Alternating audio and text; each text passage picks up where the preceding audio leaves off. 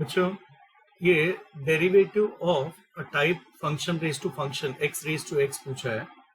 ऐसे क्वेश्चन को सॉल्व करने के लिए आपको लॉग की प्रॉपर्टी यूज करना पड़ेगा, जैसे कि y is equal to x raise to x दिया है। जब भी फंक्शन रेज टू फंक्शन दे यूजुअली आप क्या करोगे, लॉग लोगे। Log y is equal to ये क्या हो जाएगा dear, x log x।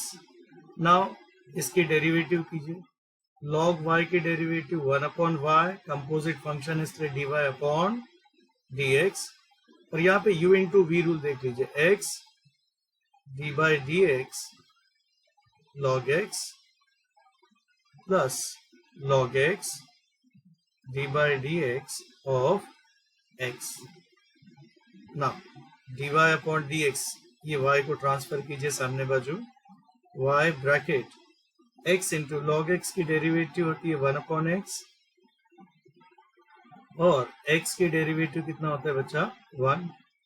That means आपको dy अपॉन dx क्या मिलेगा, y की वैल्यू क्वेश्चन में देख लीजिए क्या दिया है, x raise to x and x and x cancel 1 plus log x into 1 is log x, that is ln x। Okay, so आपका करेक्ट चॉइस डियर C है, x raise to x 1 plus ln x।